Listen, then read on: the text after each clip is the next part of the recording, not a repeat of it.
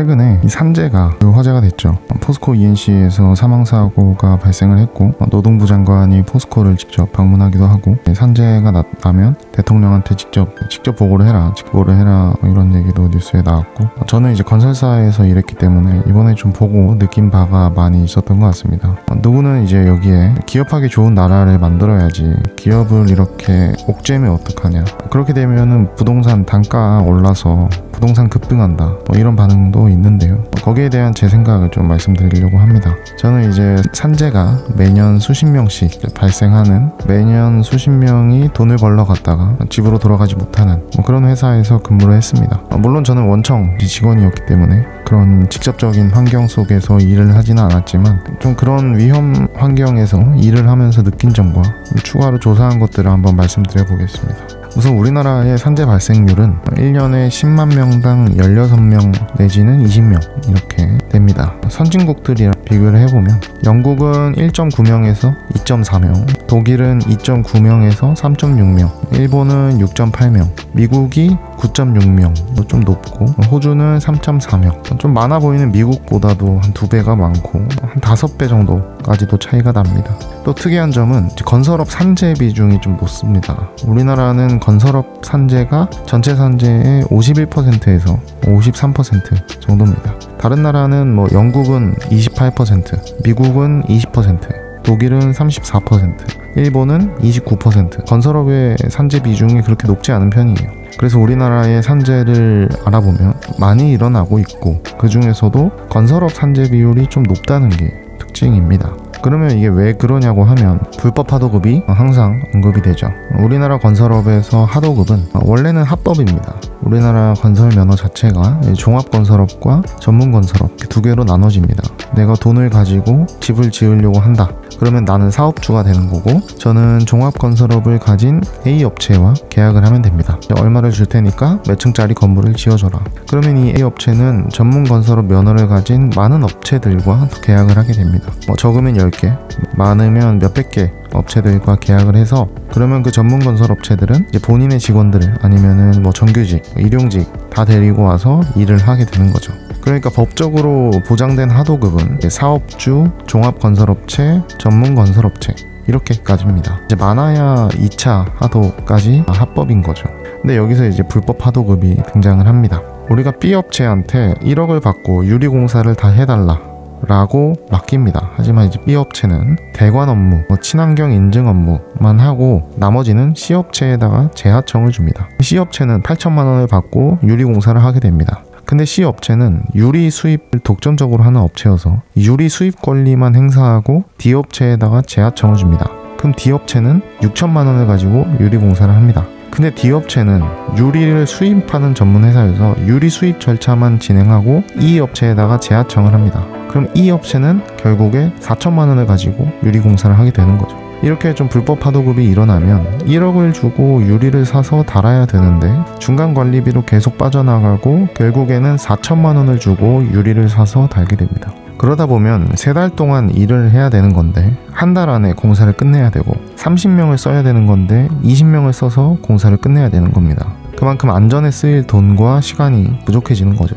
이게 비유라서 그렇겠지 하실 수 있지만 실제로는 좀 더합니다. 얼마 전에 맨홀에서 2명이 돌아가신 사건이 있었죠. 인천환경공단에서 A사에게 2억 800만 원의 용역사업을 맡깁니다. A사는 B사에다 하청을 줬고 B사는 C사에다가 재하청을 줬고 C사는 D사에 재하청을 했습니다. 돌아가신 노동자는 D사 직원이었습니다. 여기에 대해서 인천환경공단 이사장은 인천환경공단의 책임은 없다고 설명을 했습니다. 누가 잘못했던 간에 이런 불법 재하도급이 결국에는 면허도 없고 안전관리 능력도 없는 업체가 현장에서 일을 하게 하는 그런 문제를 발생시키는 거죠.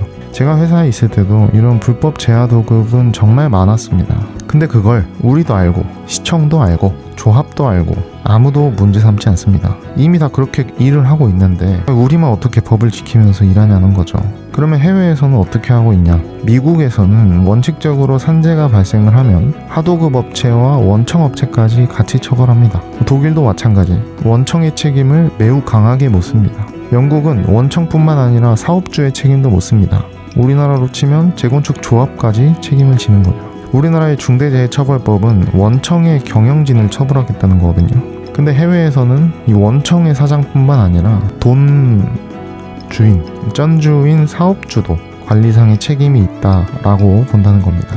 우리나라에서 만약에 그런 법이 나온다고 하면 사업하기 어렵게 만드냐, 기업들 발목 잡냐, 부동산 공급을 막는 거냐, 이런 식으로 언론 플레이가 나오겠죠. 하지만 산재를 강하게 처벌하고 원청의 책임을 강조한다고 해서 사업하기가 어려워지는 건 아닙니다. 오히려 직원들과 하청 직원들의 안전을 보장하면서 같이 상생하면서 성장할 수 있죠. 세계 건설사 순위에는 프랑스, 스페인, 오스트리아, 스웨덴, 미국, 산재 사망률이 우리나라보다 5배는 적은 나라들이 훨씬 잘 나가고 있습니다.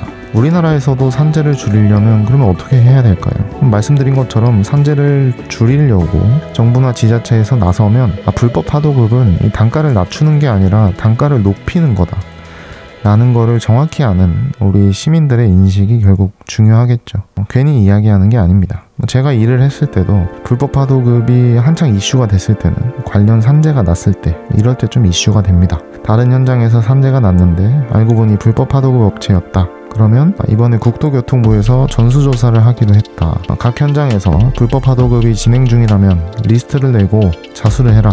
그러면 봐주겠다. 이렇게 공문이 내려옵니다. 그러면 우리가 솔직하게 리스트를 써서 낼까요? 약점 잡힐까봐 불법 하도급 해당 없음, 이렇게 답장을 보냅니다. 현실이 그렇습니다. 언제 그 리스트를 가지고 현장을 압박할지 모른다, 숨겨야 된다, 이런 식으로 내려오죠. 그래서 정말 본질적인 이야기고 뻔한 얘기지만 시민들의 의식이 바뀌고 그게 좀 올바른 여론을 형성해서 정부나 지자체가 이렇게 힘을 가지고 산재를 줄일 수 있도록 도와줘야 됩니다. 그렇게 좀 작지만 정직한 전문건설업체들이 성장을 하고, 종합건설업체는 그런 정직한 전문건설업체들과 계약을 하고, 사업주들도 그런 정직한 업체와 계약을 하겠죠. 그러면 다른 선진국들처럼 산재를 줄일 수가 있습니다. 그리고 징벌적 손해배상 이런 걸 통해서 돈을 못 벌게 확실히 조치를 할 수도 있고요. 이번에 포스코에서도 사망사고가 나고 GS에서도 나고 건설업 면허를 취소하겠다 이런 식으로 언급을 해서 확실히 좀 강경하게 나가고 있는 것 같습니다. 사실 아시는 분들은 아시겠지만 이 포스코는 건설업 중에서는 솔직히 기업 문화가 좀 개방적인 걸로 알려져 있는 회사예요. 다른 회사들은 되게 보수적이고 폐쇄적인 건설사가 많거든요.